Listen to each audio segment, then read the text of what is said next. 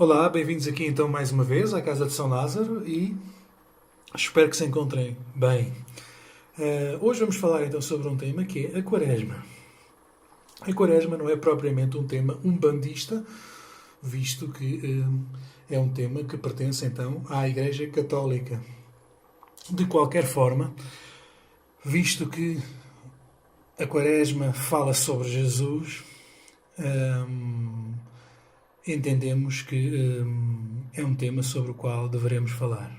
Aqui na Casa de São Lázaro, sincretizamos então, respeitando o sincretismo religioso, sincretizamos então Oxalá com Jesus.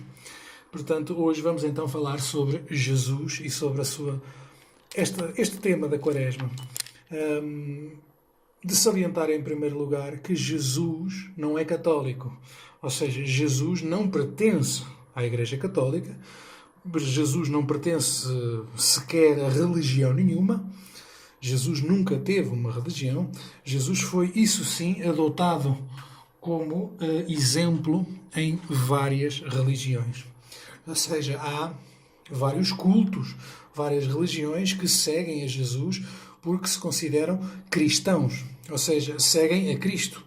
Logo, daí, Jesus pertence ou é incluído ou faz parte de variedíssimas religiões, não sendo de forma nenhuma um exclusivo da Igreja Católica.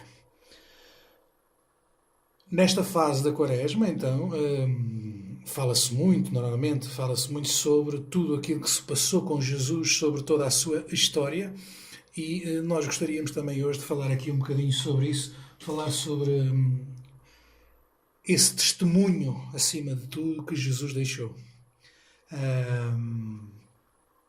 Jesus era simplesmente um homem que tinha uma palavra e que tinha uma mensagem para dar, basicamente. Ou seja, ele não tinha uma religião, ele não tinha um partido, ele não era amigo dos mais fortes, não era amigo propriamente dos poderes instalados na altura, e era simplesmente um homem que tinha uma mensagem. Ok? Foi acusado de essa mensagem subverter, digamos assim, os valores da altura, e então foi condenado. Por isso mesmo, condenado porque tinha uma mensagem. Quando Pilatos, e aqui reconhecemos se calhar alguma injustiça em relação a Pilatos, porque no nosso entender Pilatos tentou fazer alguma coisa. Quando Pilatos coloca Jesus, o homem que simplesmente tinha uma palavra e uma mensagem, ao lado de um ladrão, reconhecido pela sociedade da altura, que era Barrabás, e pergunta aos que estavam presentes quem é que deveria ser condenado, se Barrabás o ladrão ou Jesus o profeta, eles entendem que quem deveria ser condenado era Jesus.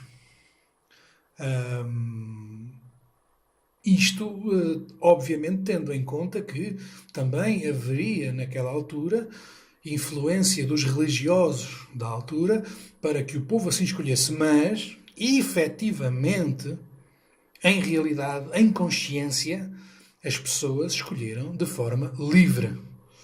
Ok? Ou seja, as pessoas escolheram porque quiseram.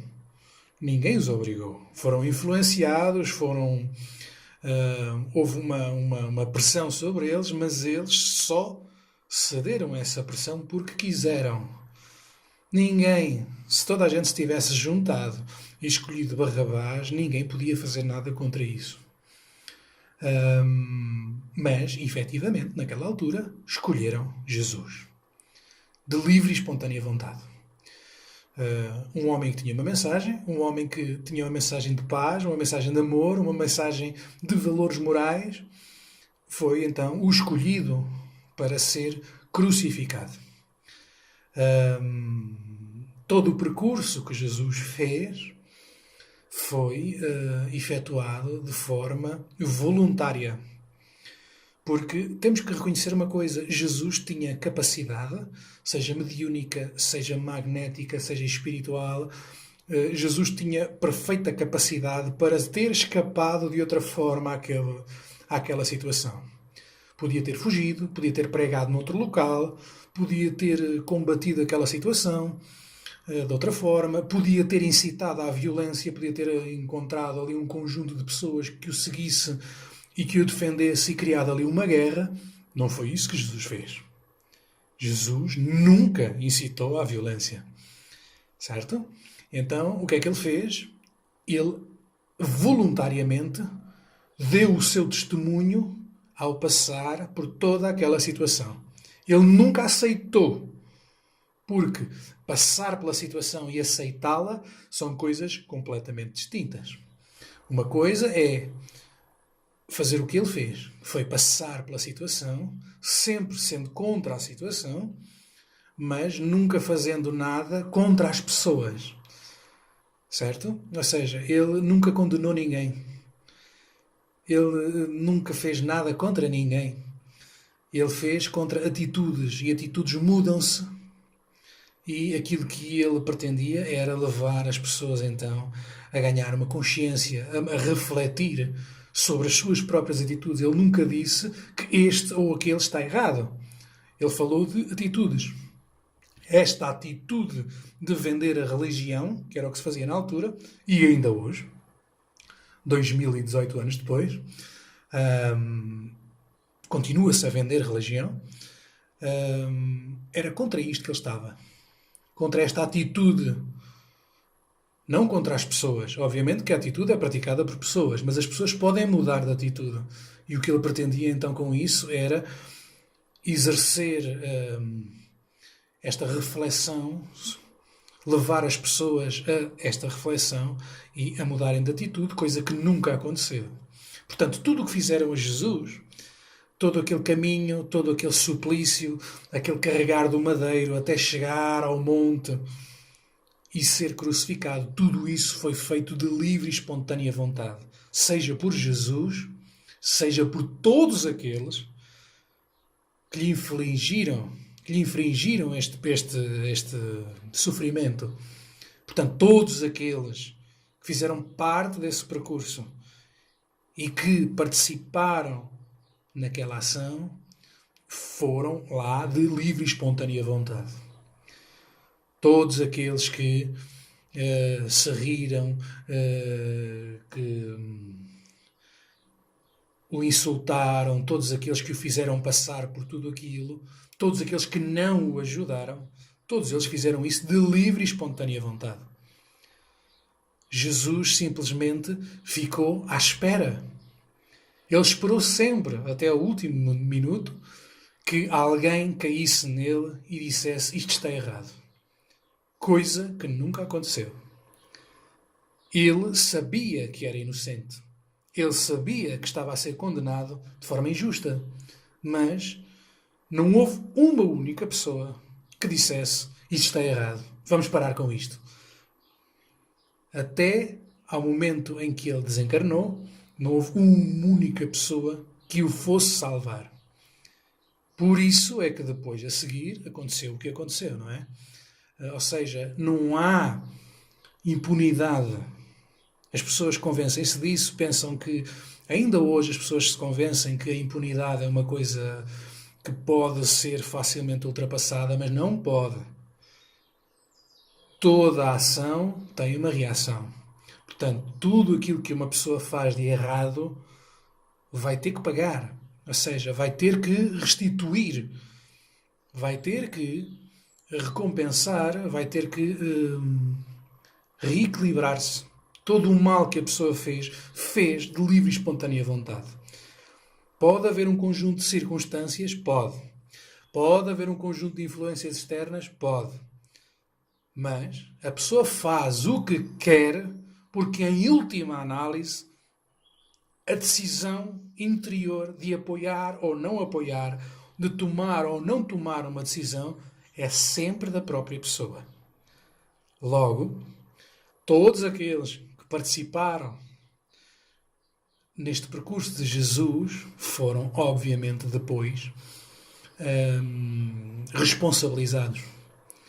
Portanto, esta época da Quaresma convida-nos a uma reflexão. Obviamente que todos aqueles que nos estão a ver, sejam mais jovens, sejam menos jovens, já conhecem esta história. Vocês já conhecem esta história de trás para a frente, de frente para trás. E se calhar até a conhecem melhor do que eu. Só que aquilo que eu gostaria de vos perguntar é: vocês já refletiram sobre isso? Vocês já fizeram efetivamente uma análise interior sobre este caso? Vocês já observaram o testemunho que foi dado por Jesus? Porque ele, sendo inocente, foi julgado, foi condenado e suportou uma pena que não era dele. Portanto, quantos de nós teríamos a capacidade de fazer o mesmo?